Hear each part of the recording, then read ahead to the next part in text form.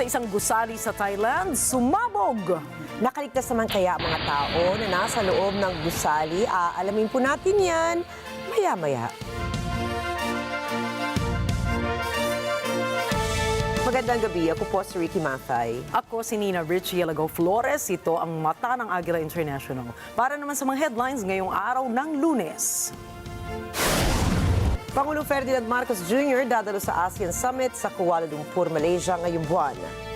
Bukan 90-day license suspension at show cause order in-issue ng Land Transportation Office sa SUV driver na sangkot sa NAIA Terminal 1 incident. Vietnam inalmahan ng claims ng Pilipinas at China sa Sandy Cay. Israeli Prime Minister Benjamin Netanyahu nagbabalang gaganti sa Yemen matapos ang missile attack sa Tel Aviv Airport. At sa katao patay sa tumaob na mga tourist boat sa Guizhou, China.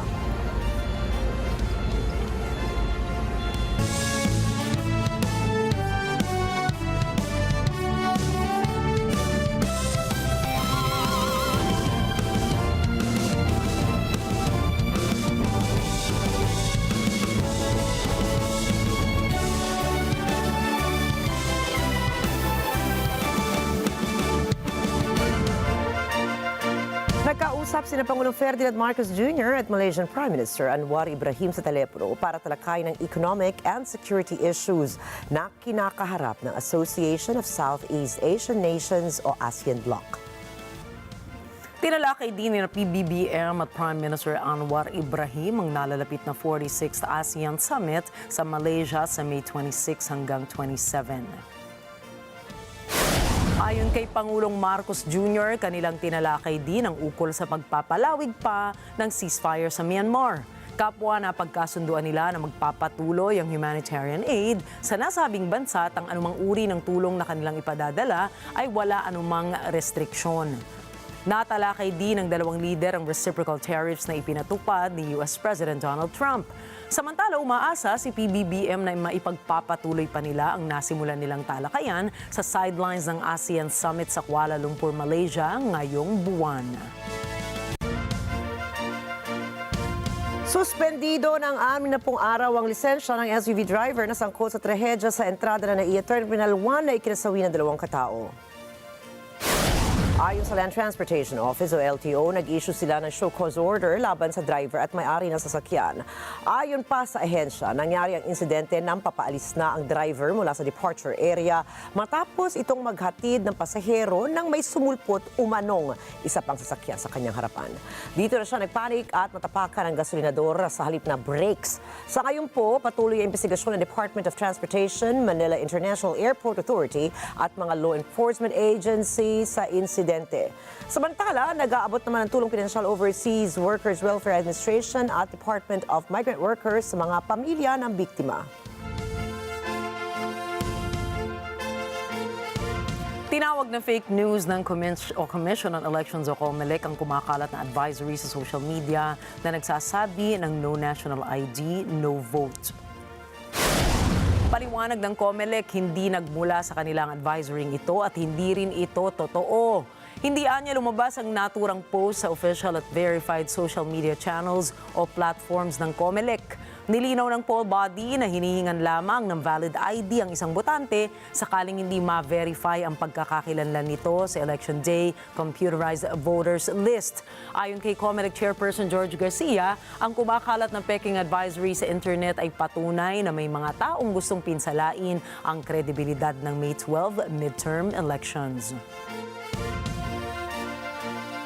Matagumpay ang sinagawang final testing at sealing of FTS na mga automated counting machines o ACM na gagamitin sa midterm elections sa May 12. Ayon kay COMELEC Chairperson George Garcia, walang kahit isang nakitang technical issue ang mga miyembro ng electoral board sa makina. Kabilang anya sa pagsusuri ng ginawa ay kung bumibilang ba ng tama ang mga makina. Tinatanggap ba yung mga balota na naiimprenta at kung sadya bang tumutugma ang bilang ng mga makina sa manual count ng mga balota. Dagdag pa ni Garcia na ipamahagi na nila ang lahat ng ACM sa buong bansa. Samantala, inaasahang magpapatuloy ang pagsasagawa ng FTS hanggang May 7. Pagkatapos ng testing sa mga makina ay siselyuhan naman ang mga ACM at dadalhin sa secure na lugar kung saan bubuksan lamang sa mismong araw ng halalan. Inaasahan na sisimula ng Department of Agriculture o DA ang pagbebenta ng 20 pesos kada kilo na bigas sa mga palengke sa Metro Manila sa May 13. Sinabi ni Agriculture Assistant Secretary Genevieve Guevara, layo ng programa ng ahensya na pagsilbihan ng humigit kumulang 400,000 na mga pamilya sa National Capital Region o NCR.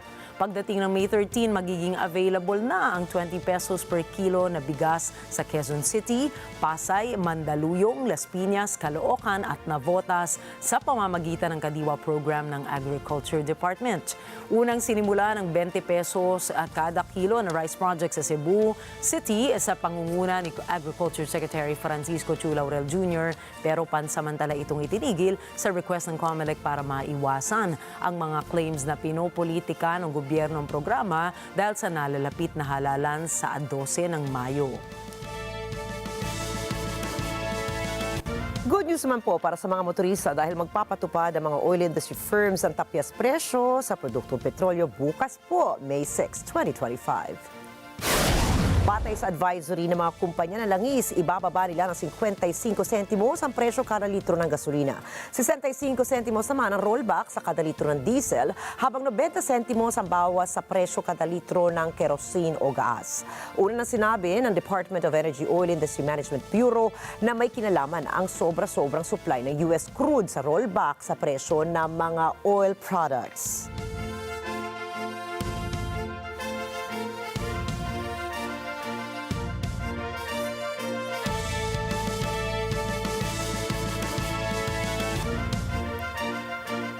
Iniimbestigahan na ng National Bureau of Investigation o NBI ang isang Chinese national na naaresto noong nakaraang linggo malapit sa opisina ng COMELEC sa Maynila. Ayon kay NBI spokesperson Ferdinand Lavin, may dalang International Mobile Subscriber Identity o IMSI catcher ang hinihinalang Chinese spy. Ang IMSI ay isang uri ng surveillance device na ginagamit para mag-intercept ng mga mobile communications. Dahil po dito, naniniwala ang NBI na mas malaking grupo ang sangkot sa insidente. Lumilitaw kasi sa inisyal nilang investigasyon na may isang highly compartmentalized espionage network na nag-ooperate sa Pilipinas.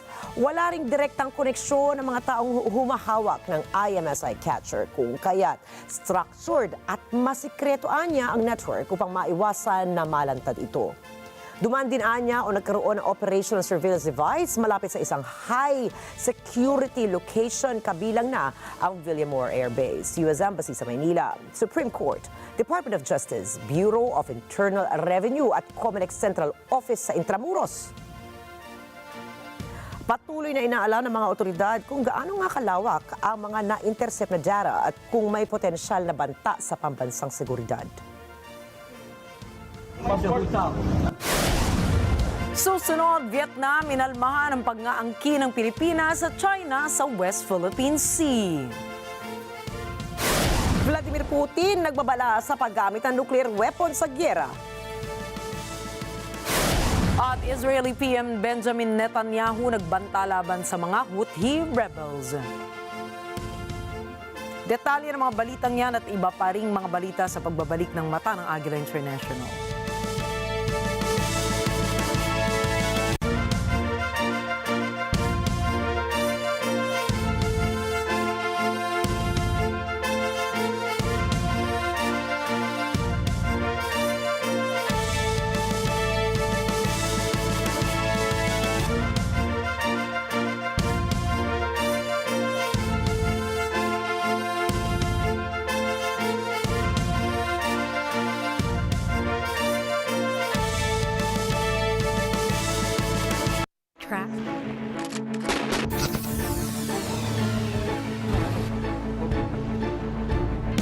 Years later.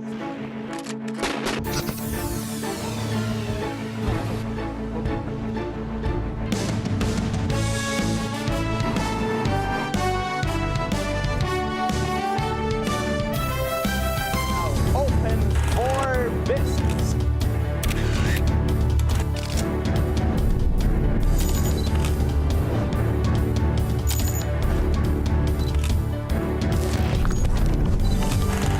signal to the world we are open for business. Open for Business with Cesar Vallejos. Every Sunday, 9 p.m. Sa NET25.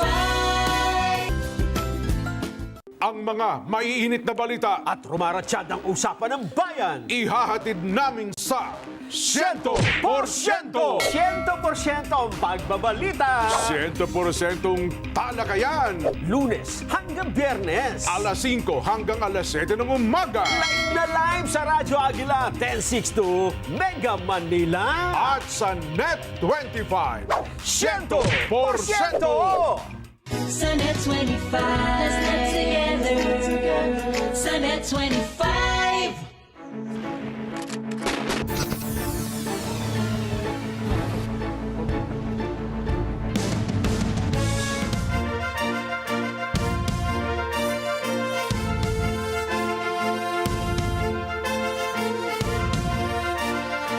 Inalmahan ng Vietnam ang claims ng Pilipinas at China sa Sandy Key matapos ang palitan ng patutsada ng Manila at Beijing sa nakalipas na linggo. Sinabi ni Vietnamese Foreign Ministry spokesperson Pham Thu Hang, nag-issue sila ng protest notes sa mga sangkot na bansa dahil sa paglabag nila sa soberanya ng Vietnam sa Sandy Key. Itinuturing ng Vietnam na bahagi ng teritoryo nito ang Spratly Islands na nasa layong 500 kilometers ng silangang baybayin ng Hanoi. Iginiit din ni Pham Thu Hang na dapat galangin ng mga relevant parties ang soberanya ng Vietnam sa naturang teritoryo. Itigil na rin anya ang anumang mga aksyon na magpapalala pa ng sitwasyon sa rehiyon. Una nang dineklara ng Chinese state broadcaster na nasa akop na ng China Coast Guard ang bahagi ng Sandy Key na tinatawag nilang Tiakshan Reef. Kasunod nito ay giniit naman ng Philippine Coast Guard na hindi totoo ang claims ng China tungkol sa maritime dispute sa Sandy Key.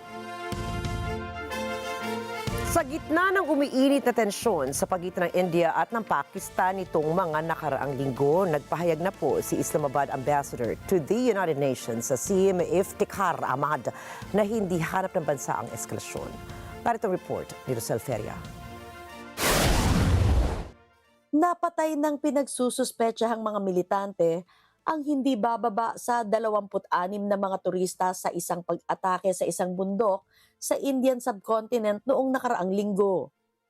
Pagkatapos ng insidenteng ito, sinikap ng kinatawan ng Pakistan sa United Nations na si Asim Iftikhar Ahmad na magbigay ng tinig ng katatagan sa harap ng mga kaalyadong bansa. Ani Ahmad, hindi eskalasyon ang hanap ng Pakistan, subalit handaan niya sila na ipagtanggol ang bansa upang proteksyonan ang kanilang soberanya at integridad panteritoryo. Colleagues, India's conduct marked by a disregard for international law and regional stability is incendiary and dangerous, with the potential for far-reaching and disastrous consequences. Let me underline that Pakistan does not seek escalation. This has been made clear by the political leadership of Pakistan and at all levels. At the same time, we are fully prepared to defend our sovereignty and territorial integrity. Should India resort to aggression, Pakistan will exercise its inherent and legitimate right to self-defense as enshrined in the UN Charter. Inakusahan ng embahador ang mga aksyon ng India na nagpaparupok sa kapayapaan at katatagan ng rehiyon. Ayon kay Ahmad, anumang pagsubok na ihinto o paglihis ng natural na agos ng tubig na pag-aari ng Pakistan ay hamon ukol sa labanan. India's unilateral and unlawful actions are bound to undermine regional peace and stability with catastrophic implications. Pakistan's National Security Committee has made it categorically clear that any attempt to stop or divert the natural flow of water that rightfully belongs to Pakistan in accordance with the provisions of this treaty and the usurpation of the rights of the lower riparian will be considered as an act of war. Such a move poses an existential threat to the people of Pakistan and will not be tolerated. In fact, if left unchecked by the international community, such actions risk setting in a dangerous precedent that could undermine the legal rights for lower riparian states, potentially triggering new global conflicts over shared water resources. Dalawang gera na ang pinaglabanan ng India at Pakistan dahil sa Kashmir. Dagdag dyan ang hindi mabilang na salpukan sa border nitong mga nakaraang dekada. Dahil dito, sanay na ang mga residenteng saksihan ang mga ganitong uri ng tensyon sa pagitan ng dalawang bansa. Kamakailan, inakusahan naman ng India ang Pakistan ng pagkakasangkot sa pinakahuling tensyon sa rehiyon na itinanggi naman ng huli.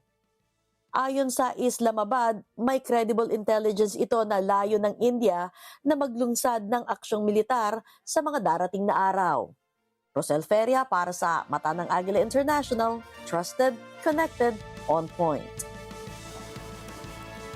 Sinabi ni Russian President Vladimir Putin na sana ay hindi kailanganin ng Russia na gamitin ang kanilang nuclear weapons kapag nalagay sa alanganin ng kanilang bansa. Iginiit nito na anumang oras ay laging handa ang kanyang military sa nuclear war kung kinakailangan, ngunit may tiwala itong aabot sa logical conclusion ang naturang gyera. И вы же правильно сказали, нас хотели спровоцировать, хотели добиться того, чтобы мы совершили ошибки. Ну и не было необходимости применять оружие, о котором вы сейчас сказали. И, надеюсь, и не потребуется. У нас достаточно сил, средств для того, чтобы довести начатое в 2022 году до логического завершения с нужным для России результатом. Isinagawa ni Putin ang pahayag sa panayam sa kanya na inilabas na special para sa paparating na Victory Day ng Moscow. Bagamat naniniwala ito na hindi magkakaroon ng eskalasyon sa pagitan ng dalawang bansa, bago ang Victory Day ay pinaghahandaan na ng Moscow ang lahat ng posibilidad. Kasunod din ito ng pagpapakita ng suporta ng iba't ibang bansa para sa mas mahabang ceasefire na ipinipilit naman ni Ukrainian President Volodymyr Zelensky. Ми вважаємо, що припинення вогню можливе абсолютно в будь-який момент, хоч від сьогодні, і має тривати щонайменше 30 днів, щоб дати реальний шанс дипломатії.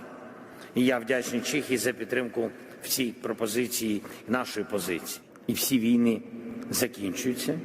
В будь-якому випадку, в чому я впевнений, війна закінчиться, як і закінчуються завжди довгі диктаторські режими, як і закінчується життя будь-якої імперії, яка побудована побудована на таких принципах війни, принципах неповаги до людей, до їх прав, принципи неповаги до людського життя.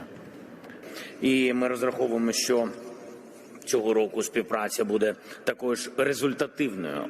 Ми проговорювали 1,8 мільйонів снарядів цього року може бути. Це дуже сильне рішення. Зараз, завтра у нас буде зустріч з оборонними компаніями Чехії. Ми готуємо ще конкретику. Sa darating na 8 ng Mayo, pagbobotohan po ng Parlamento ng Ukraine kung pagtitibayin ba ng bansa ang isang Natural Resources Agreement sa pagitan nito at ng Estados Unidos. Narito ang report ni Jeff Sanidad. Pagpapasyahan sa Mayo 8 ng Ukrainian Verkhovna Rada ang Parlamento ng bansa kung pagtitibayin ba nito ang isang Natural Resources Agreement na nilagdaan ng Kyiv at Washington noong isang linggo. Noong Miyerkules, inanunsyo ng US Treasury Department ang isang kasunduan sa pagitan ng Ukraine at US ukol sa Reconstruction Investment Fund na magbibigay sa Estados Unidos ng preferential access sa likas na yaman ng Ukraine. Noong Biyernes, sinabi ni Ukrainian First Deputy Prime Minister and Economy Minister Yulia Sviridenko ang pondo ay magsisimula sa loob ng isang buwan at kalahati sakaling aprubahan ito ng parlamento. Ipinahayag ni Sviridenko ang kanyang pag-asa ukol sa maagang paglunsad ng pondo. Anya, magagamit ito para sa pag-ahon at pag-usad ng mga pangunahing sektor ng ekonomiya ng Ukraine. Jeff Sanidad para sa Mata ng Agila International.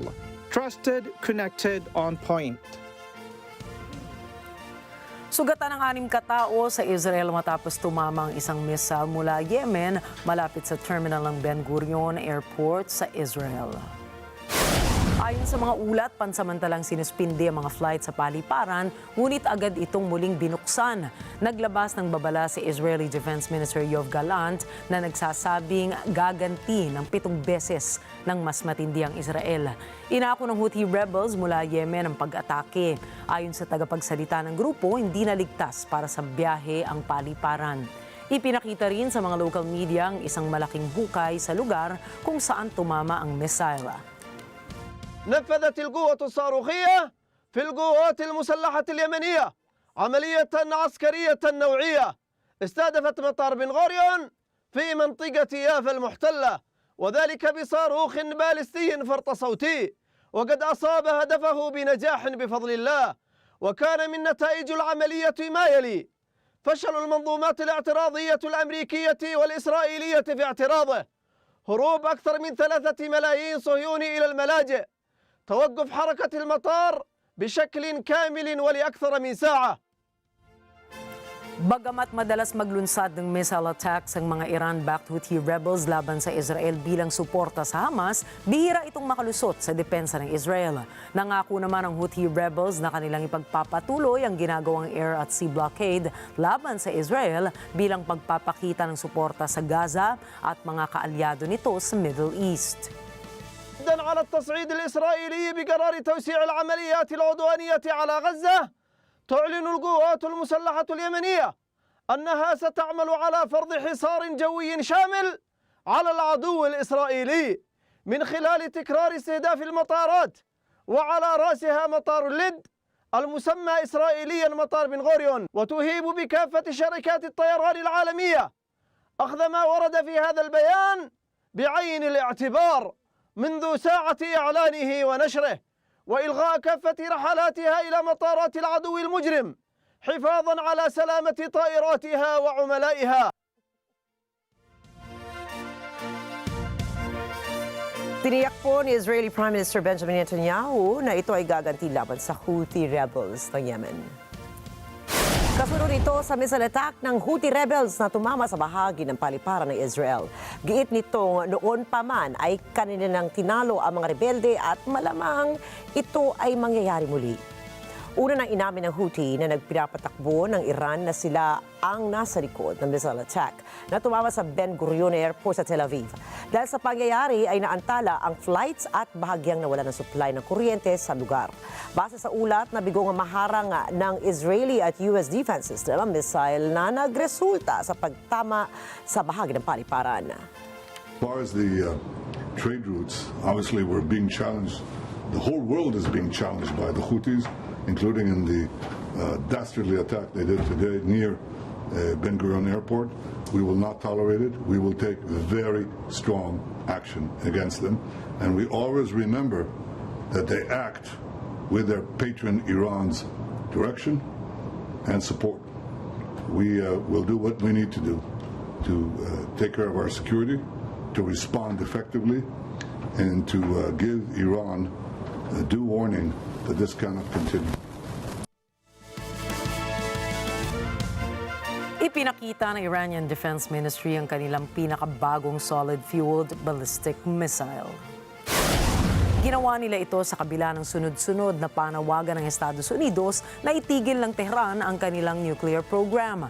Sa isang TV interview kasama si Defense Minister General Aziz Nazirzadeh ay ipinamalas nito ang bago nilang Qasem Basir ballistic missiles na sinasabi nilang may kakayanang lampasan ang ilang ginagamit ngayon na defense system. Maaari din itong kontrahin ang pinakamodernong anti-ballistic defense system na ginagamit ng mga militar ngayon. Ayon kay General Aziz, mayroon itong taglay na 1,200-kilometer range at kayang umasinta ng targeting hindi gumagamit ng GPS guidance. Nanindigan naman si Iranian Foreign Minister Abbas Araghchi kung saan sinabi nilang handa ang Iran ay ipagtanggol kung kailangan ng kanilang sariling interes, teritoryo at mamamayan kung saan man sila sa Middle East. ما در حال حاضر فقط مذاکرات غیر مستقیم خواهیم داشت. علت اون هم روشن هست. به دلیل تهدیدهای دولت آمریکا، به دلیل فشارهای اقتصادی دولت آمریکا به دلیل سیاست فشار حداکثری که تحمیل کردن به ما نمیتوانیم با اونها وارد مذاکرات مستقیم بشیم، ولی راه دیپلماسی باز هست. مذاکرات غیر مستقیم خیلی چیز پیچیده و عجیب غریبی نیست.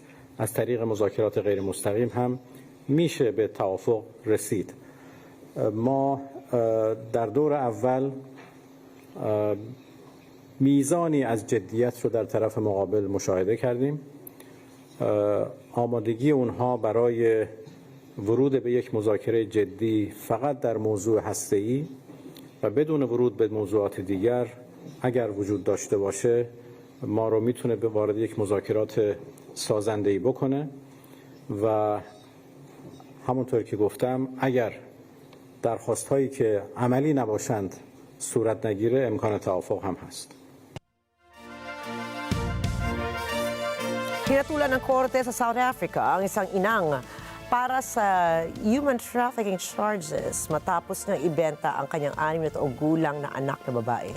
Ito ay sa kasong gumimbal sa bansa matapos mawala ang nasabing bata noong nakaraang taon. Narito pong karagdagang detalye mula kay Myla Simbulan. Nawala sa kanilang bahay ang 6 na taong gulang na batang si Jocelyn Smith. Si Smith ay nakatira sa maliit na bayan ng Midalpo, Saldanha Bay sa probinsya ng Kanlurang Cape noong 19 ng Pebrero 2024. Isang pambuong bansang paghahanap ang inilunsad, subalit hanggang ngayon ay hindi pa ito natatagpuan. Kaugnay nito, inakusahan ang ina ng bata na si Kelly Smith, ang kasintahan nitong si Jackie Napoles at ang kaibigan ng dalawa na si Steveno Van Ryn ng pagbebenta sa bata kapalit ng salapi. Noong Biyernes, hinatulan ni Western Cape High Court Judge Nathan Erasmus ang 3 nasasakdal ng guilty sa pangingidnap at pagtatrapiko. On count 1, you are guilty of a contravention of Section 4.1 of the Act, read with the other legislation. You are also convicted of kidnapping. Ngunit sa kabila ng hatol ng korte, hinaing ng lola ni Jocelyn na hanggang ngayon wala pa rin ang kanyang apo. I don't know where my grandchild is. I just want my grandchild back. So there's nothing else. I just want my grandchild back. It doesn't matter how long they are going to sit in jail, but my grandchild is still gone. I am angry because nobody knows if she's still alive, if Jocelyn is still alive. Ayon sa isang saksi, sinabi sa kanya ni Smith na ibinenta nito si Jocelyn sa isang sanggoma o tradisyonal na manggagamot sa halagang 20,000 rand na katumbas ng $1,100. Sinabing ang bata ay natipuhan dahil sa mata at balat nito. Hindi binanggit ng hukom kung kanino ibinenta ang bata at kung bakit. Umani ng papuri ang hatol laban sa 3 suspect. Ayon kay Director of Public Prosecutions Nicolette Bell, malaki ang naitulong ng komunidad at ang pasyang ito ng korte ay isang landmark para sa prosecution. May simbulan para sa mata ng Agila International, trusted, connected, on point. Nakatakdang makipagpulong si Canadian Prime Minister Mark Carney kay US President Donald Trump. On Tuesday, I had a very constructive call with President Trump, and we agreed to meet next Tuesday in Washington. Our focus will be on both immediate trade pressures and the broader future economic and security relationship between our 2 sovereign nations. My government will fight to get the best deal for Canada. We will take all the time necessary, but not more, in order to do so. Isa sa mga tatalakayin ng 2 opisyal ang taripa na ipinataw sa kanila ng Estados Unidos kung saan tumindig ang Toronto na hindi ito basta magpapasupil sa harap ng pagpupunteriya ni Trump sa Canada. For the first meeting, as I mentioned in my remarks, and the President and I discussed when we had our constructive call, there are two sets of issues. There are the immediate tariffs, both sectoral and so-called reciprocal and fentanyl tariffs, and then there is the broader relationship. So addressing both sets of issues. We'll see how that progress goes. It's important to get engaged immediately, which has always been my intention, has always been his intention, and I'm pleased to have the opportunity for quite a comprehensive set of meetings that will take place on Tuesday. Sa darating naman na Mayo 12 ay nakatakdang manumpa ang bagong gabinete ni Carney. Kasabay din ito ay inimbitahan ni Carney sina King Charles at Queen Camilla sa ika-45th anniversary ng Parliament sa darating na Mayo 27. Inaasahan ding mapag-uusapan ang paulit-ulit na banta ni Trump na gawing 51st state ng US ang Canada, isang pahayag na hindi naman ikinatuwa ng mayorya ng Canadians. In your second call with the president, did Mr. Trump outright say or insinuate at any point that Canada should become the 51st state? He did not. It's always important to distinguish want from reality. La volonté et la réalité, right? What someone wants and what is reality, and what the Canadian people clearly have stated, virtually without exception, is this will never ever happen. And if any of the leaders of the party and their representatives would attest to that, I think the votes attest to it. I think the public dialogue attests to it as well. We're meeting as heads of our government to discuss that partnership. Now, I'm not pretending those discussions will be easy, or they won't proceed in a straight line. There will be zigs and zags, ups and downs. But as I said in my remarks, I will fight for the best deal for Canada, and only accept the best deal for Canada, and take as much time that's necessary.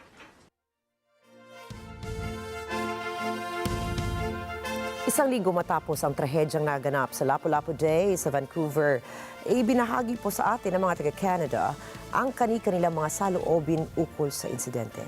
Narito ang report ni NET25 correspondent Cherry Recolizado. Noong April 26, minaneho ng 30 taong gulang na si Kai G. Adamlo ang isang SUV na papunta sa kalagitnaan ng isang grupo ng mga taong nagdiriwan ng Lapu-Lapu Day Festival sa may Fraser Street at East 43rd Avenue. Narito ang ilang mga reaksyon mula sa mga mamamayang Canadian ukol sa insidente. It's just really devastating to hear for the Filipino community and for everyone who was, hurt, or people who had family and friends who were there. I think we need to put more funding into resources for our mental health. There's just a lot of people who are struggling right now, and in this situation, a lot of innocent people who lost their lives.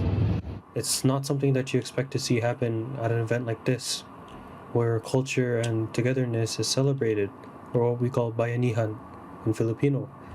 And honestly, it's so devastating to think about, because it's an event where families can get together and have a good time. But unfortunately, with what happened at this event, many people have passed away, and it deeply saddens me to hear that, especially knowing that there were young children that were also affected by this. And our prayers and hearts go out to all those that are deeply affected by this tragic event. Sympathy for all of the people that are in the tragedy, knowing that most of them are currently struggling and battling through recovery right now, or even people or individuals have lost their lives through an activity that should have been peaceful. Cherry Recolizado, Toronto, Ontario, para sa mata ng Agila International. Trusted, connected, on point. Kinuwestiyon na isang media analyst sa Estados Unidos ang otoridad ni Pangulong Donald Trump ukol sa pagdi-defund nito sa dalawang US broadcasters, ang National Public Radio o NPR at Public Broadcasting Service o PBS. Narito ang report ni MJ De Guzman.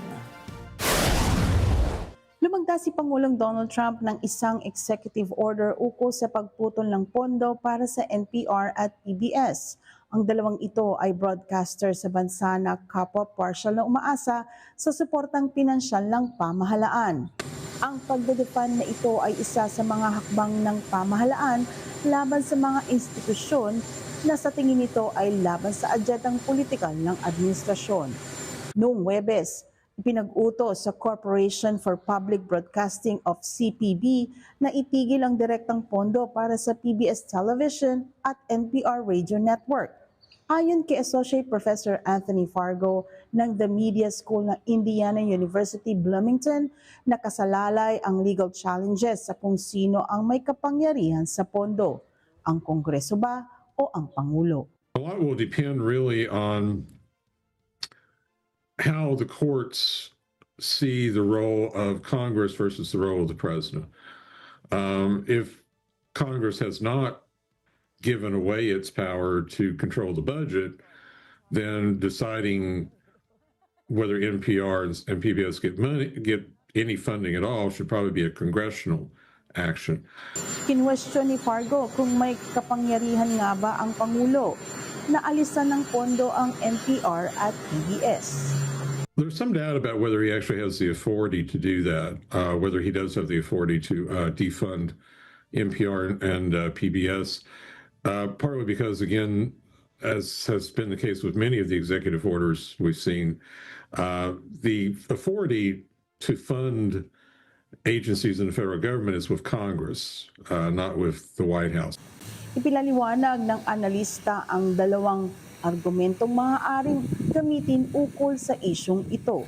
The traditional public argument against funding PBS or the Corporation for Public Broadcasting is that we shouldn't have a government-funded entity competing against commercial television radio stations who are, and most of them, of course, are advertising-supported, NPR and PBS or not.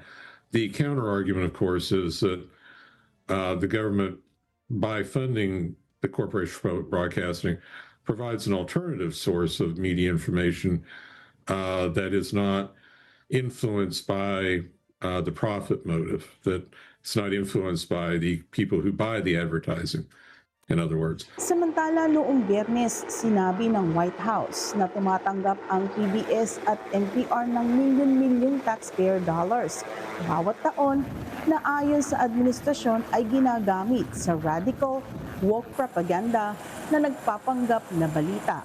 Binanggit din sa pahayag ng mga halimbawa ng anito'y basura na pumapasa bilang balita.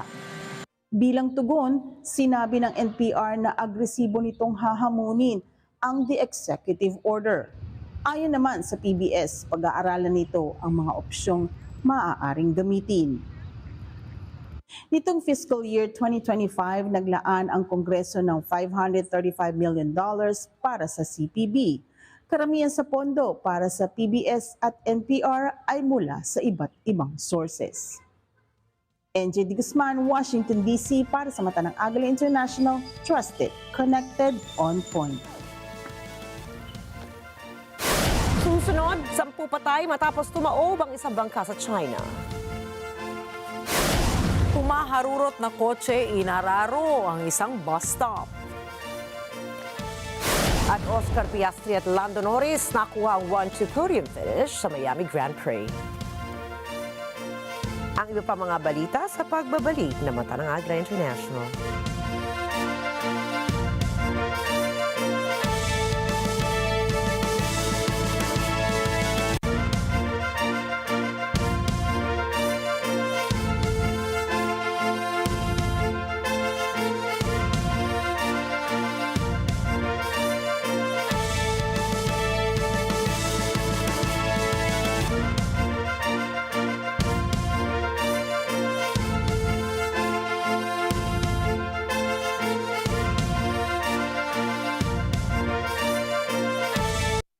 This Sunday on Cine Throwback.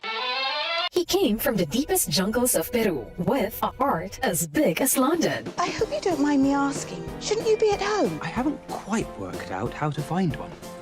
What's your name? Paddington. Paddington. Oh, Sorry. Adventure follows wherever Paddington goes. But sometimes, adventure leads to trouble. Catch the heartwarming adventure of Paddington from CNET Throwback on NET25. This Sunday, 12 noon, here on NET25.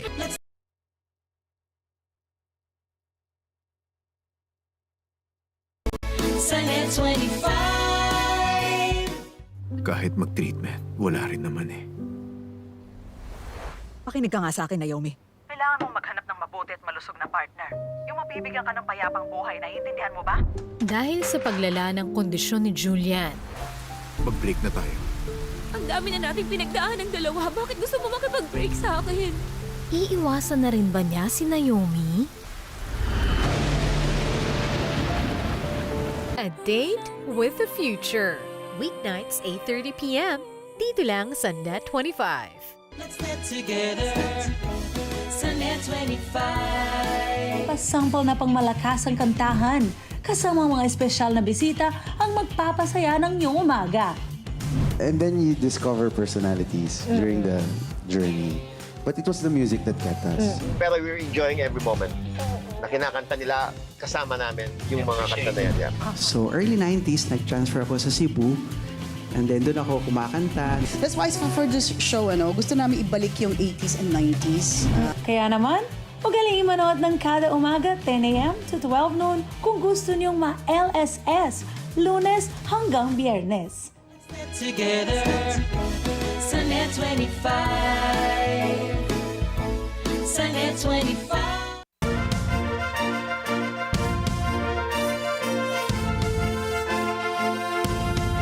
Nagbabalik ang mata ng Agila International sa pagpapatuloy ng ating mga balita ngayong gabi.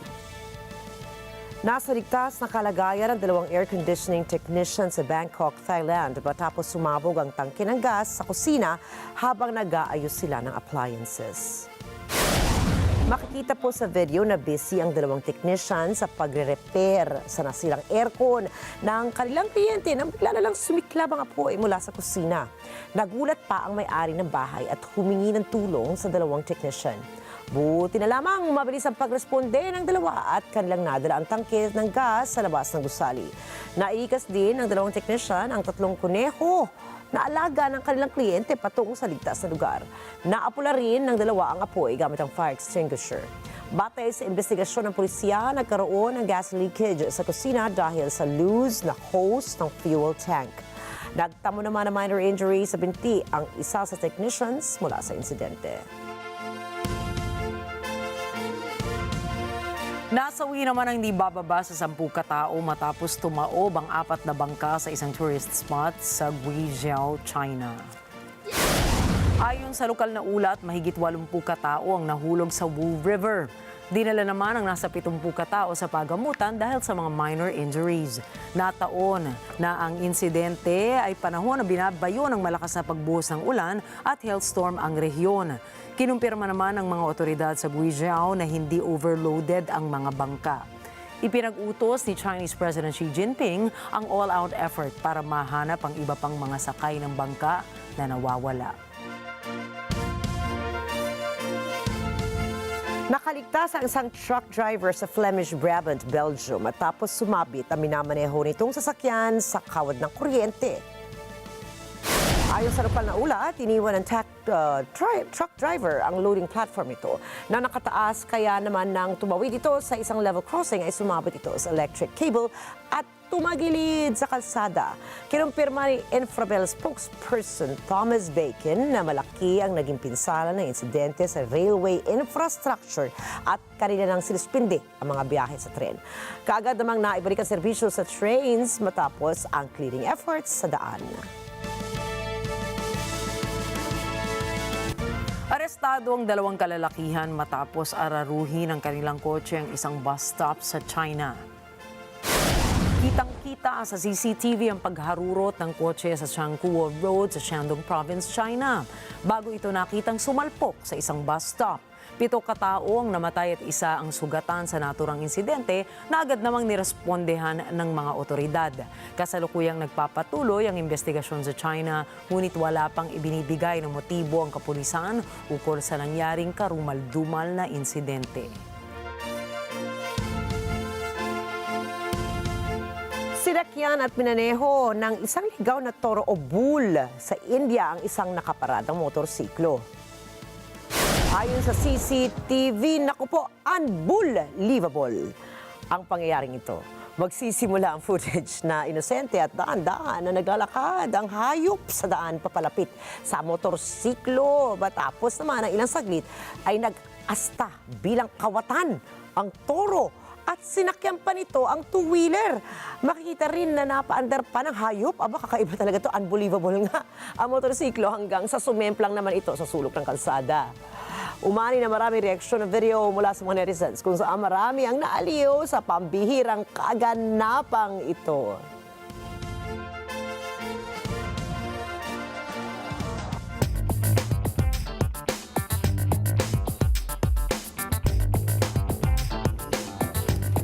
Sa usapin sa taripa, itinuligsa ng mga residente ng New York ang mga tuntuning taripa ng administrasyon ni Pangulong Donald Trump. Narito ang report ni Jana Malari. Kasama sa argumento na nagrereklamo ang mga residente ng Estados Unidos laban sa taripa ay ang pagiging pabigat lamang daw nito sa mga mamamayan at panira sa ekonomiya ng bansa. Isang buwan na ang nakakalipas nang magsimulang pumuhos ang bagyo ng U.S. Reciprocal Tariff. Sinasabing hinuhubog nito sa ibang hulma ang ekonomiya ng bansa. Kasabay nito ang negatibong mga reaksyon mula sa iba't ibang sektor. Sa isang panayam kasama ang mga taga New York mula sa iba't ibang propesyon at edad, ipinahayag ng mga ito ang kani-kanilang saloobin ukol sa mga tuntunin pantaripa sa bansa. Gayon din ang ukol sa tila gumuguhong relasyon at tiwala sa pagitan ng US at ng trade partners nito. Para kay Teacher Caitlin McDougall, ang pagpapatupad ng taripa ay sugat na sariling gawa. It's infuriating. I mean, here we have gone from a super strong economy to one that is on the brink of disaster. And it's a totally self-inflicted wound. We don't need to be in this situation, but we're in this situation now where our trading partners think we're enemies, and for no reason we're in this very stable economic position, and now we're in a precarious, dangerous one. It's insane. It's very upsetting. Ayon naman kay Josh Morgan na isang marketing associate, lulumpuhin ng taripa ang ekonomiya ng bansa. I think there's a lot of damage that it's being created. We have had a lot of incredible partnerships with other countries where goods go back and forth very easily, like with Mexico and Canada, and I think it's gonna cripple our economy. Duda naman si retiree Joseph Porter sa kakayahan ng taripa na pasulungin ang domestikong industriya. Anya, dapat nang kalimutan ng Pangulo ang mga ito. I think Trump should forget these tariffs because he's doing it to create business in the United States, but it's not going to create business in the United States. Sinasabing sinimulan ng pataasin ng taripa ang presyo ng mga bilihin sa bansa na nagiging dahilan ng lalong nagpapabigat sa gastusin ng mga pamilya sa araw-araw.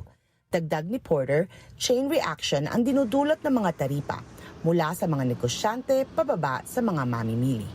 All tariffs are going to do is raise prices, and I mean, any businesses that are created in the United States will also raise prices because that's why we buy from overseas, is because it costs less to buy from overseas. Maraming mga residente sa bansa, hindi lamang sa New York, ang may kawangis na mga pakiramdam ukol sa mga taripa ng US.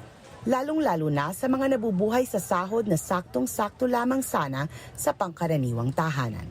Jana Malari para sa mata ng Agila International, trusted, connected, on point.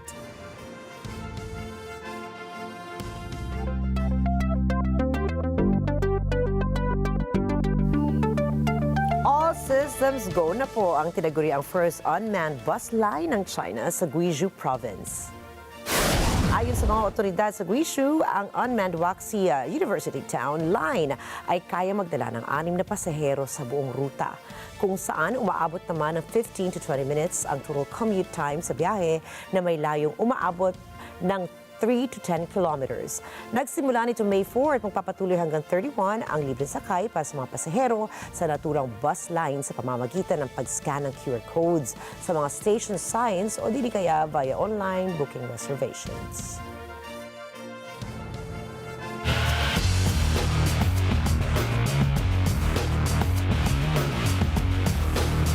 Nagboluntaryo si Los Angeles Lakers star Luka Doncic na sagutin ang lahat ng mga gastusin sa pagsasaayos ng mural ni Kobe at Gigi Bryant. Inanunsyo ng mural artist ang naging donasyon ni Luka Doncic sa isang Instagram post matapos na mabalitaan na na-vandalize ang Mambas Forever mural ng basketball icon sa 14th at Main Street sa downtown Los Angeles. Una nang nagbigay ng $5,000 ang Lakers guard para sagutin ang GoFundMe page na ginawa ng artist na si Louis Palcino. Dagdag pa ng Slovenian star na nais lamang niyang ibalik ang suporta na nakuha niya sa mga fans ng Lakers. Nadepensahan naman ni undisputed super bantamweight Japanese boxer Naoya Inoue ang kanyang titulo laban kay Ramon Cardenas. Bagamat nagulat ang boxing fans nang patumbahin ni Cardenas Inoue sa ikalawang round gamit ang isang left hook, ay kaagad na nakabangon ang Japanese fighter at nakapag-adjust ng kanyang strategy. Sa round 7, nagawang mapatumba ni Inoue si Cardenas gamit ang sunod-sunod na straight rights. Subalit, nagawa pa rin itong tumayo. Sa round 8 po, naitulak ni Inoue si Cardenas sa lubida at nagpakawala ng malalakas na kombinasyon dahilan upang itigil ang referee ang laban. Nanalo si Inoue sa pamamagitan ng TKO sa round 8 at patuloy niyang nadagdagan ang kanyang knockout streak sa 11. Muli namang naiuwi ni Oscar Piastri ang panalo para sa McLaren sa naganap ng F1 Miami Grand Prix na nagmamarka sa kanyang third consecutive win ngayong season. Masayang nagdiwang ang Team McLaren matapos ang 1-2 podium victory ng kanilang mga driver na sina Oscar Piastri at Lando Norris na muling nagbigay ng karangalan sa koponan. Nakahakot ang McLaren ng 43 points matapos ang higit isang oras po yan na matinding karera sa Miami International Autodrome. Samantala ay pumangatlo si George Russell ng Mercedes-AMG na nakapagtala ng 15 points habang pang-apat ang defending champion na si Max Verstappen ng Red Bull. Dahil dito ay lumalaki ang tsansa ng McLaren na makuha ang Constructors' Championship sa pangalawang sunod na taon kung saan nilalamangan nila ng 105 points ang second place na Mercedes.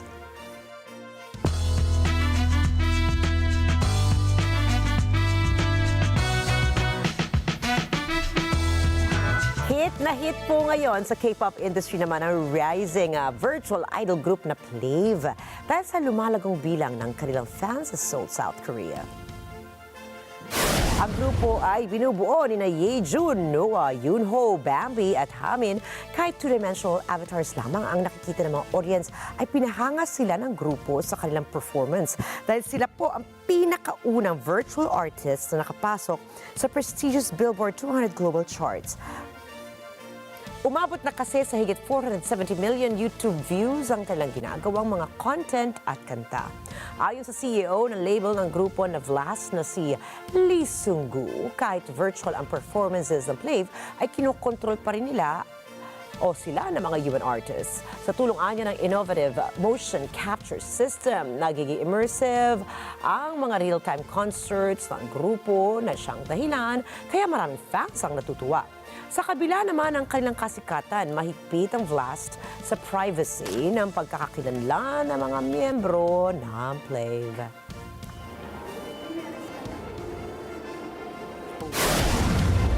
Susunod, Ira Aquarid meteor shower makikita sa Northern Hemisphere bukas.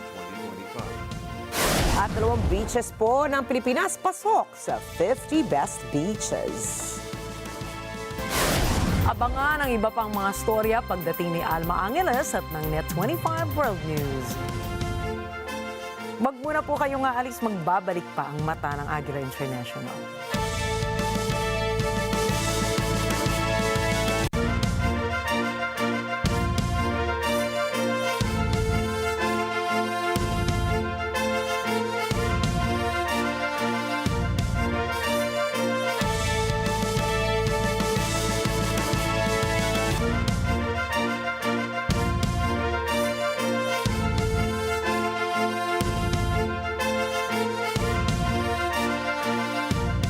Trask?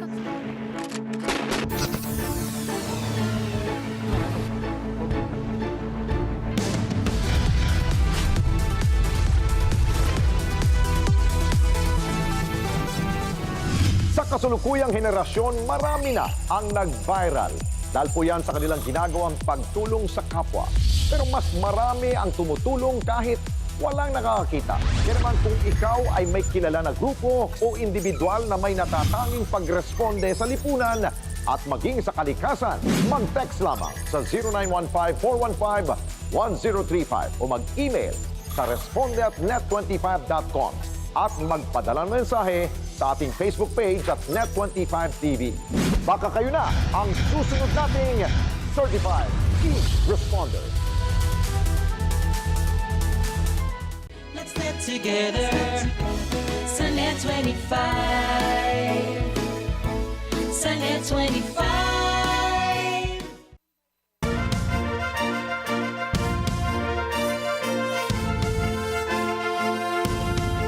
Mapapanood bukas ng umaga ang Ira-Aquarid meteor showers ayon sa Earth Sky. Inaasahan na mapapanood ng klaro ang celestial event bandang alas 2 hanggang alas 4 ng umaga sa Northern Hemisphere ng mundo. Ibig sabihin, kasama ang Pilipinas sa maaaring makiisa sa panonood ng meteor shower na ito. Aabot naman sa halos 10 hanggang 20 meteors ang makikita sa meteor shower ayon po yan sa American Meteor Society. Sa mga nagdanais sa pagmasdan ng pambihirang celestial event na ito, sila ay pinapayuhan na pumwesto sa madilim na open area at maghintay ng mga 20 to 30 minutes para mag-adjust ang paningin sa dilim para madaling mahanap ang meteor shower. Napabilang ang dalawang sikat na beach resorts sa listahan ng world's 50 best beaches. Ang sinasabi pong listahan ay napili sa pamamagitan ng panel of judges ng beach ambassadors. Napabilang ang Entalula Beach sa El Nido, Palawan na nasa pangalawang pwesto. Pinuri nila ang Entalula Beach dahil sa natural na kagandahan nito. Naunahan lamang ito ng Calagolorizza sa Italy habang naungusan nito ang sikat pang beach na Bang Bao Beach, Thailand. Nasa 38th place naman ang Bonbon Beach sa Romblon, habang ang Bonbon Beach ay pinuri dahil sa kakaibang natural sandbar nito na patungo sa Bangug Island.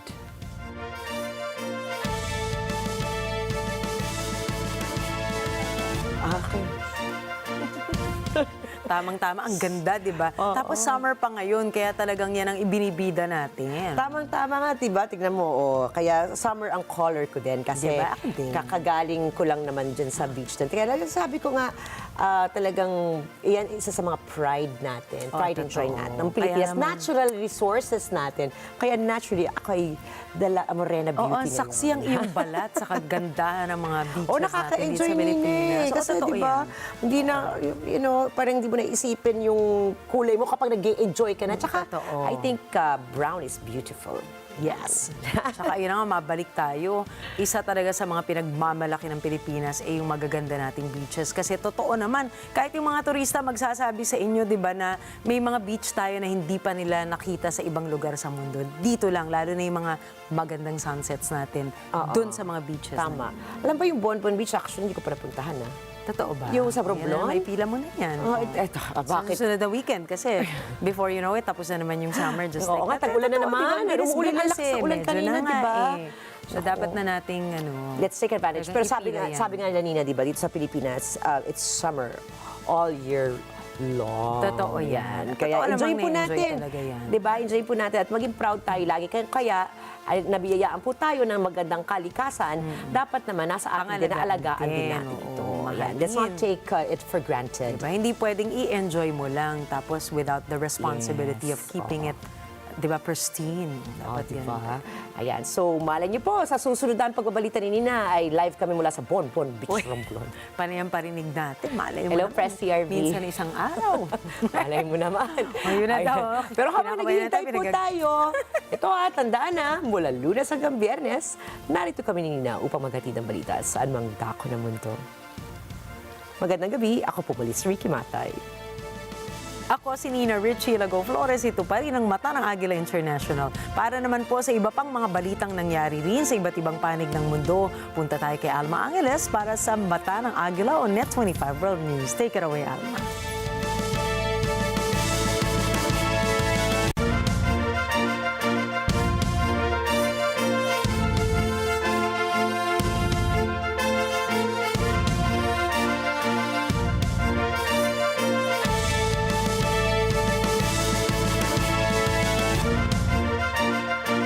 pagsisikap. Dama namin ang iyong mga sakripisyo. Kita namin ang pagharap mo sa bawat pagsubok. Kaya sa kabila ng mga hamon ng buhay, nandito kami para umalalay. Kasi katulad mo, gusto rin namin ang magandang bukas para sa kanya. Hatid namin ang dekalidad na edukasyon at makabagong pasilidad sa abot kayang halaga. Kaya huwag ka nang mangamba, sasamahan ka namin tuparin ang mga pangarap niya.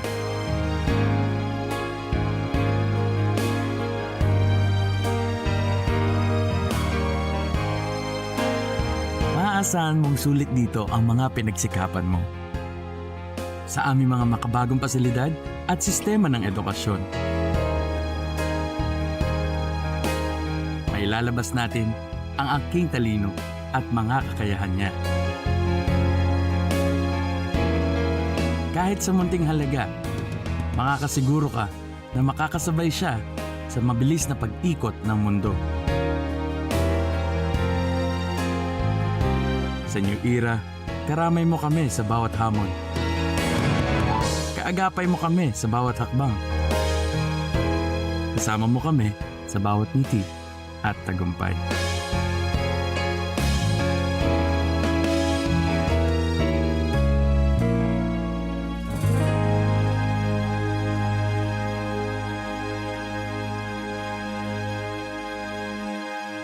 Matatapang na mga komentaryo. Tingin ng masa dito, this is just actually a ploy to weed out a person who potentially can actually win in 2028. Mga balita at impormasyong hihimayin. Kasama ang mga batikang komentarista. Sina Ali Soto. Hindi pa ako nakakapag-umpisa kong. Dahil aminado naman kayo, kalabisan din yung ginagawa ng ibang kasama nyo dyan. At Pat P. Daza. Desperado na siya. There's no way na makakapasok yung kanyang slate unless patayin itong 15. Sa ASPN, ano sa palagay nyo? Lunes hanggang Biyernes, alas 8 hanggang alas 10 ng umaga, dito sa NET25. Together sa NET25. Hep, hep, hep! Hanap niyo ba ay programang puno ng kwento ng pagmamahal, pagsubok at tagumpay? At mga espesyal na panauhin habang tinatalakay ang kanilang inspiring stories na tungkol sa pamilya, buhay at tahanan. Ano pa hinihintay nyo?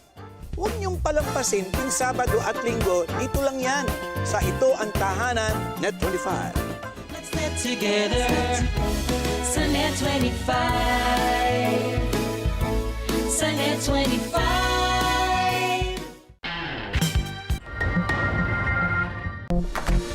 There's no harm in taking the occasional painkiller for the odd-acre pain, but what if the pain doesn't go away? Could a cold chamber help with chronic pain? A special diet? Or exercise therapy? Nothing seemed to help Rafaela. Her last hope, a pain pacemaker. Did it work? Find out now on In Good Shape.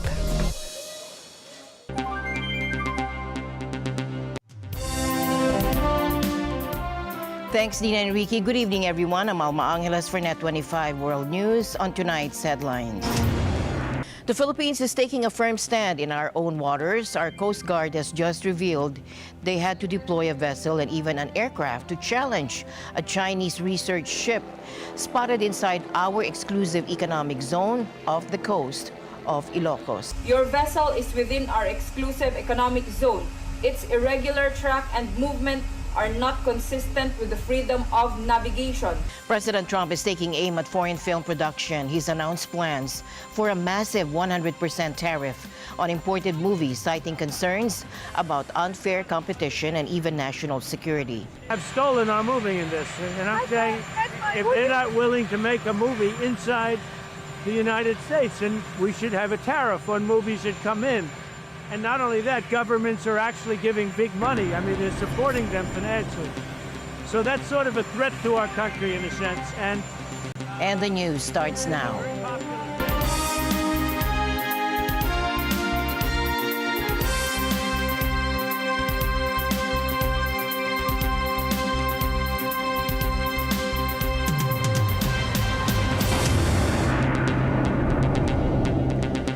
First, closer to home, we have some tragic news to report out of our Ninoy Aquino International Airport.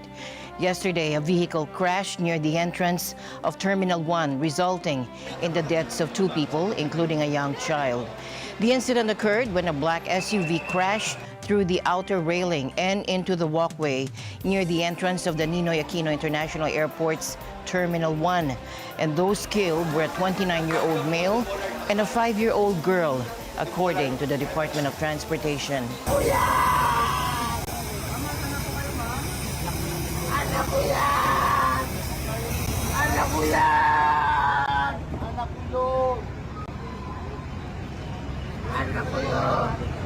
Now, CCTV footage reviewed by authorities showed that the driver had just dropped off a passenger before the incident. He said the driver was seen assisting the passenger with unloading luggage, after which the passenger walked toward the terminal entrance, and shortly after, the SUV suddenly accelerated. Dizon urged the public not to speculate, saying the investigation was ongoing.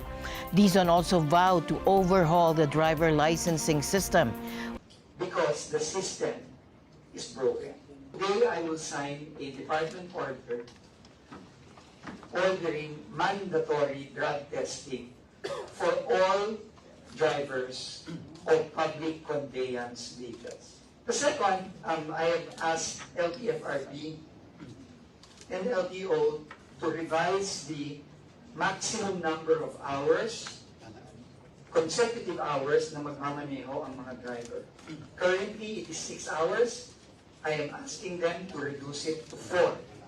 This is consistent with other countries like the European Union and some countries in Asia like Vietnam, which is 4 hours, consecutive hours. I am asking the LTO, together with the LTFRB, to really make roadworthiness checks. In other news tonight, President Marcos Jr. is heading to Kuala Lumpur later this month for a crucial meeting of Southeast Asian leaders. Malacanang has confirmed he'll be participating in the 42nd ASEAN Summit set for May 26th to the 27th.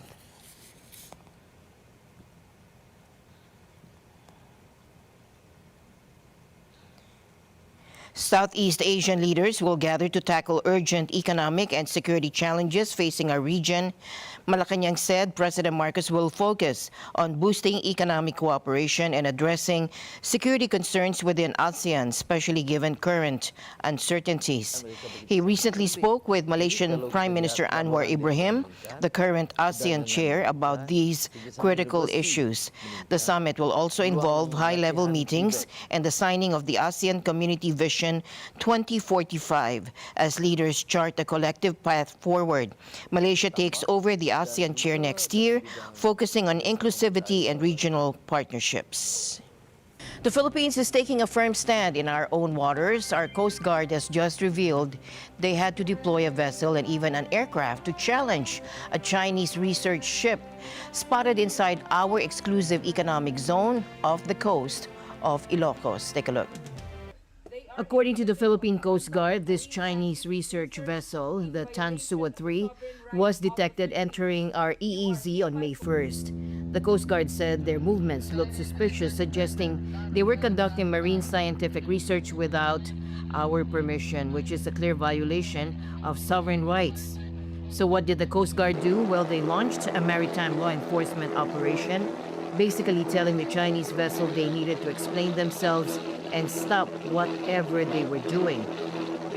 Your vessel is within our exclusive economic zone. Its irregular track and movement are not consistent with the freedom of navigation. Rather, they are indicative of the conduct of marine scientific research in violation of the sovereign rights of the Philippines. You are hereby commanded to stop your illegal activities, declare your intention. During the operations, they even spotted a manned deep-sea submersible being retrieved by the Chinese ship. It's called the Deep Sea Warrior and can go down thousands of meters for exploration. They also saw the Chinese recovering some unidentified yellow equipment likely used for this research. The Coast Guard is saying point blank that this activity proves China was conducting illegal marine scientific research within our EEZ without any legal right to do so. Senatorial aspirant Rodante Marcoleta is set to conduct his meeting de Advance at the Philippine Arena in Bocaue, Bulacan. In addition to the Philippine Arena, the Philippine Sports Stadium will also be opened to accommodate attendees. The event is scheduled to commence at 4 p.m. and will conclude at 7 p.m. The gathering is open to all who wish to attend. Previously, the event was planned to be held at the Quezon City Memorial Circle on May 10. However, due to anticipated heavy traffic and a large number of supporters, the Quezon City government issued a traffic advisory. To avoid causing inconvenience to motorists and to better accommodate the expected crowd, the venue was moved to the Philippine Arena complex. Heavy traffic is expected due to the anticipated influx of supporters. President Trump is taking aim at foreign film production. He's announced plans for a massive 100% tariff on imported movies, citing concerns about unfair competition and even national security. Now, he said he was authorizing the U.S. Trade Representative to process the institution of the tariff because the United States movie industry is dying a very fast death due to other countries offering incentives to attract filmmakers and studios. U.S. President Donald Trump ordered a new 100% tariff on all movies made outside the U.S. on Sunday, claiming Hollywood is dying a very fast death. In a Truth Social post, he said other countries luring productions away with tax breaks were to blame, saying, quote, "This is a concerted effort by other nations and therefore a national security threat." Movie tariffs, what they've done is other nations have been stealing the movie-making capabilities from the United States. And I said to a couple of people, what do you think? I've done some very strong research over the last week.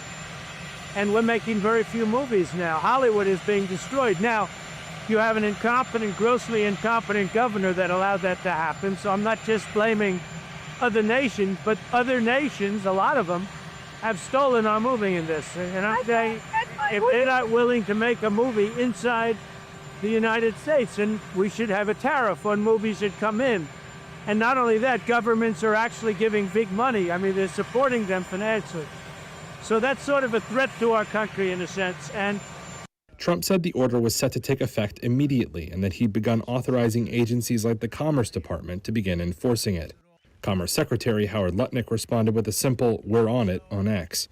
Neither gave further details as to how the tariff would work, whether it includes streaming platforms, theater releases, or both, or how the value of a film would be decided in order to calculate a tariff.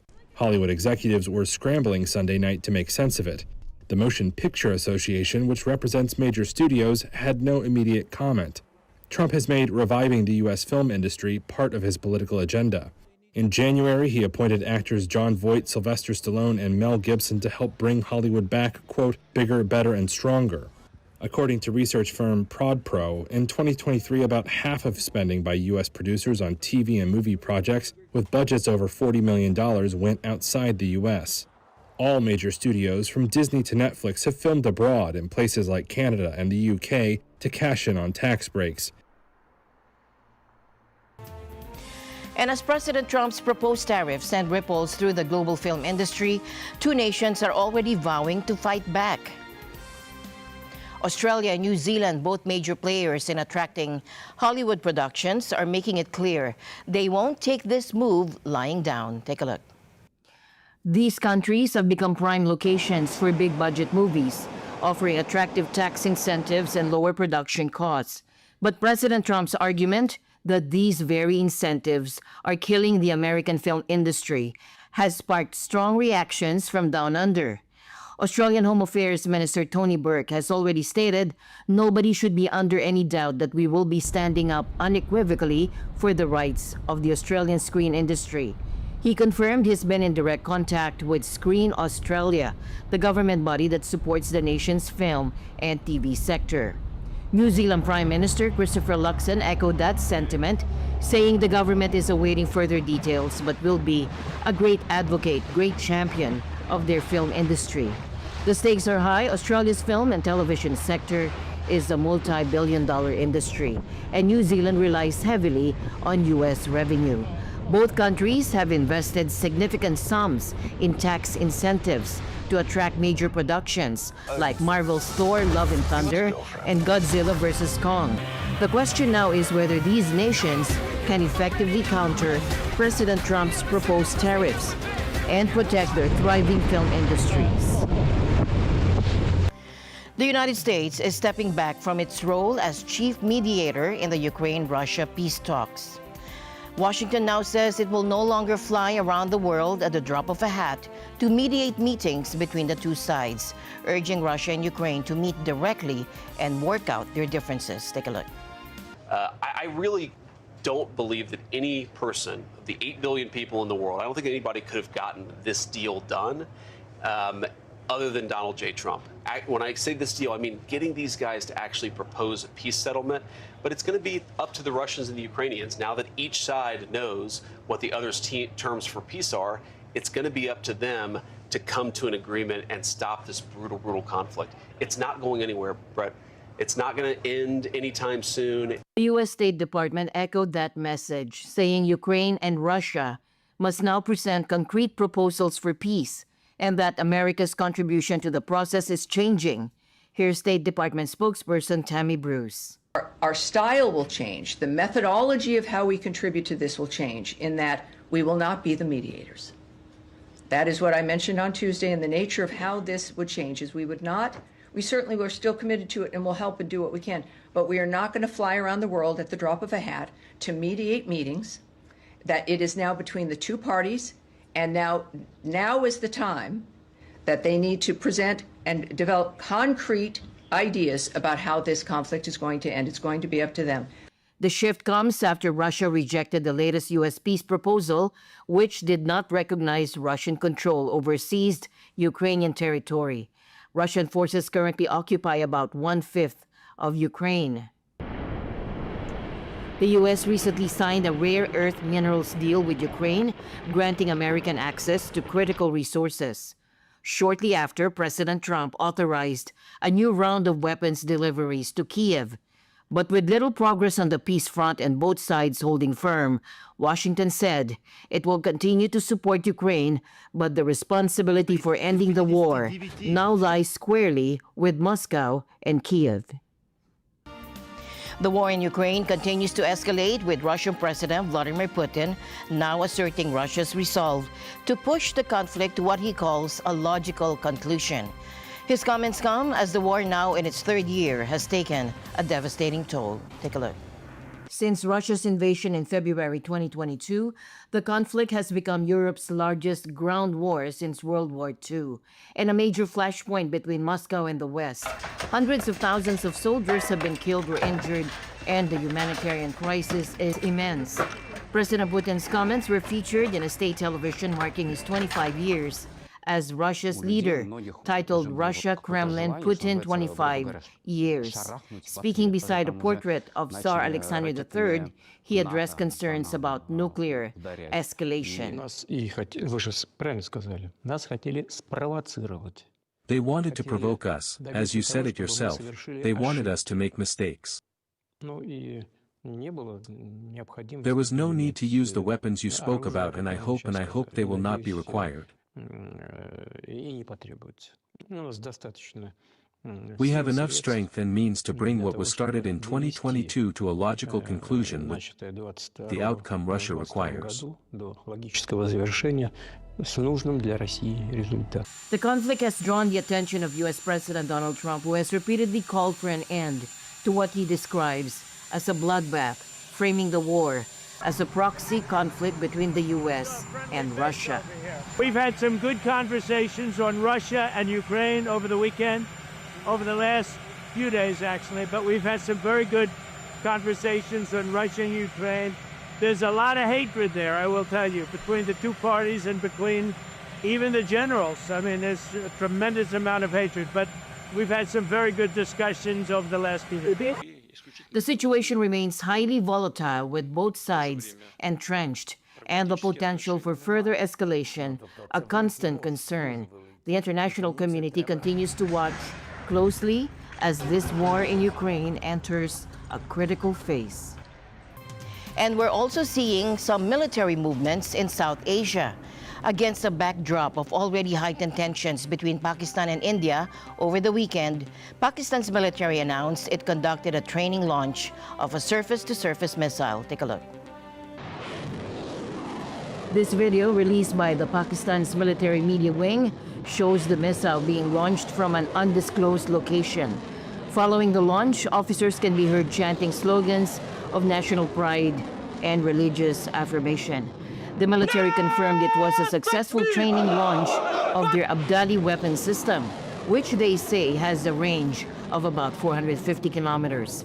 Now, this missile test comes at a particularly sensitive time, as we know tensions between Pakistan and India have been running high following that deadly attack on tourists in Kashmir last week, which tragically killed 26 people. India has pointed the finger squarely at Islamabad for that attack. Pakistan has vehemently denied any involvement in the Kashmir attack, but has also claimed it has credible intelligence that India is planning military action. Let me underline that Pakistan does not seek escalation. This has been made clear by the political leadership of Pakistan and at all levels. At the same time, we are fully prepared to defend our sovereignty and territorial integrity. Should India resort to aggression, Pakistan will exercise its inherent and legitimate right to self-defense as enshrined in the UN Charter. Meanwhile, just a day before Pakistan's missile test, India's Air Force conducted a significant training exercise of its own.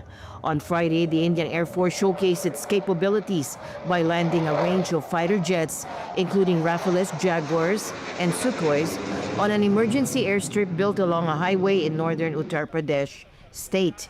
They even landed a C-130J Super Hercules transport plane on this 3.5-kilometer stretch of the Ganga Expressway, which is equipped for night landings. The exercise, which took place just 10 days after the Kashmir attack, can certainly be seen as a demonstration of India's military readiness. It's worth noting that tensions between the two nuclear-armed neighbors have been escalating, with India accusing Pakistan of supporting terrorism in Kashmir, leading to these recent military posturings on both sides. And we're following some concerning developments out of the Middle East. Just recently, a missile fired by Yemen's Houthi rebels landed alarmingly close to Israel's main international airport near Tel Aviv, causing quite a stir. Thomas I. Likeness for more. You can see the missile strike on the screen captured by CCTV cameras. That attack at Ben Gurion Airport left hundreds of panic-stricken passengers grounded. As the sirens sounded, people took cover in the terminal. Houthi military spokesman Yahya Saree quickly claimed responsibility for the attack. Saree warned international airlines to rethink about scheduling flights to Ben Gurion, saying it is no longer safe. The missile force of the Yemeni Houthi armed forces carried out a military operation targeting Ben Gurion Airport in the occupied Jaffa area with a hypersonic ballistic missile, which successfully hit its target, by the grace of God. The results of the operation were as following: the failure of the American and Israeli interception systems to intercept the missile, the escape of more than 3 million Zionists fleeing to shelters, and the complete suspension of airport operations for more than an hour. Swift reaction from Israel, Prime Minister Benjamin Netanyahu condemning the attack, and he's promising that Israel will retaliate. He adds Iran had a hand in the missile strike. We will not tolerate it. We will take very strong action against them. And we always remember that they act with their patron Iran's direction and support.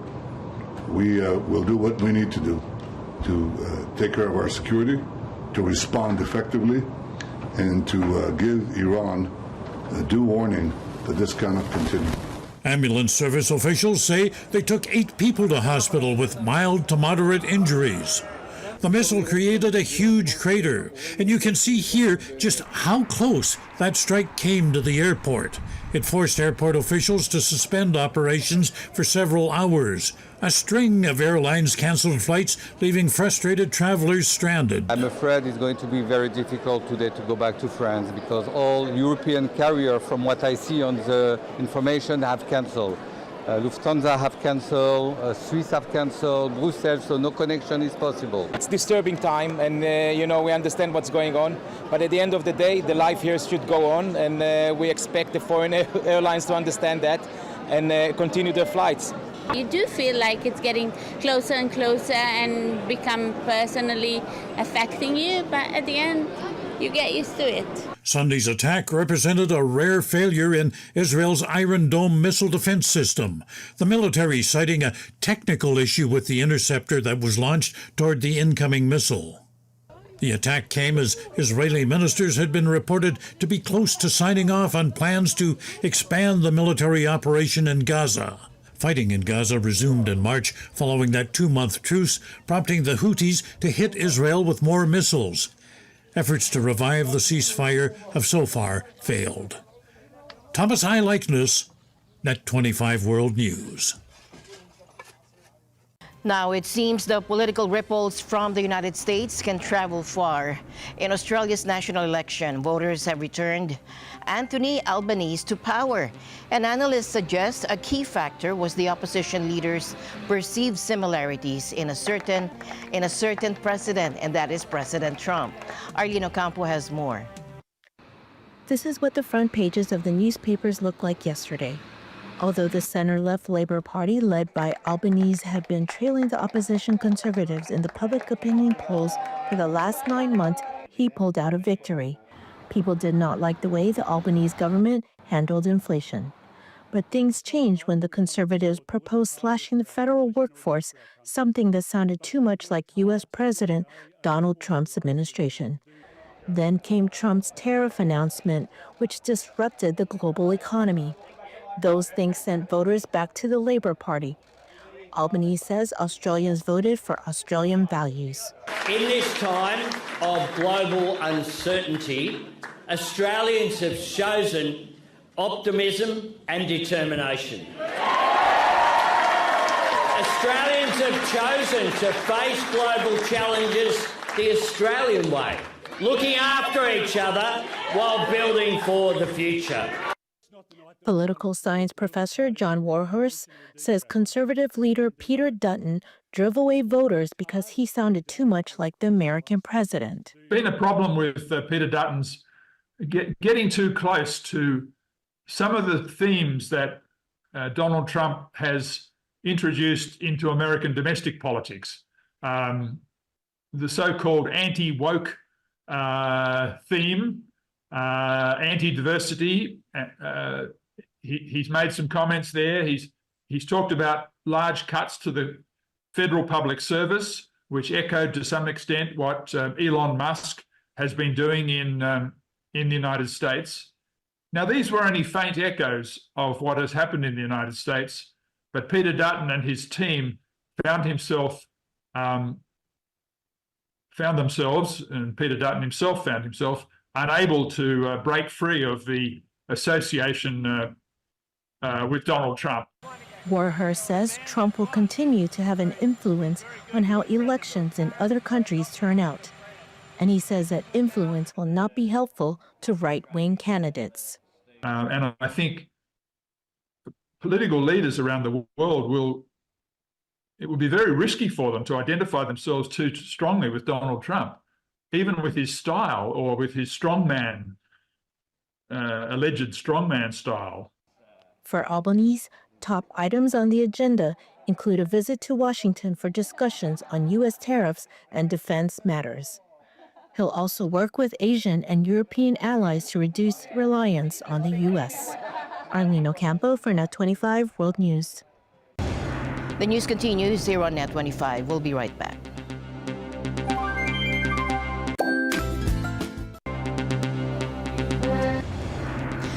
It's the end of an era in the business world. Over the weekend, the legendary Warren Buffett announced he'll be stepping down Greg Abel to take over the reins. Buffett said Abel hadn't been aware of his plans prior to the announcement, though he had told his children about his decision. It caps a remarkable 60-year run where Buffett transformed Berkshire from a failing textile company into a trillion-dollar conglomerate. The company boasts nearly 200 businesses, from Geico Car Insurance to the BNSF Railroad and Dairy Queen ice cream. Buffett said he had zero intention of selling any of his Berkshire stock, nearly all of which will be donated after his death. Berkshire's ever-growing cash hoard reached over $347 billion at the end of March. The meeting comes amid a roller coaster start to the year from markets, which have reacted to uncertainty over trade policies as the Trump administration imposes tariffs. Buffett started the day by telling shareholders that trade should not be a weapon, and the United States would be better off if other countries shared its prosperity. 62-year-old Abel has been a Berkshire vice chairman since 2018. Authorities in Brazil say they've uncovered a chilling bomb plot, mainly targeting what police called the LGBTQIA+ public. Take a look. Police in Brazil said on Sunday they'd foiled a bomb plot targeting a Lady Gaga concert in Rio de Janeiro that drew more than 2 million people to the city's Copacabana beach the day before. Desde segunda-feira, os nossos policiais, a nossa inteligência. Police Secretary Philip Cury told reporters that officers had learned of a plan to use homemade explosives and Molotov cocktails during Lady Gaga's May 3rd show, mainly targeting what he called the LGBTQIA+ public. The investigation was based on a report by the ministry's Cyber Operations Lab following a tip-off from Rio State Police Intelligence. It uncovered what police described as digital cells encouraging violent behavior among teenagers using coded language and extremist symbolism. A man described as the group's leader was arrested in the southern state of Rio Grande do Sul for illegal possession of a firearm, while a teenager in Rio de Janeiro was detained for storing child pornography. Police said one of the suspects claimed Lady Gaga had a, quote, Satanist religious inclination and believed she planned to kill a child or a baby during her show. According to the Rio City Hall, 2.1 million people attended the concert of the American pop icon.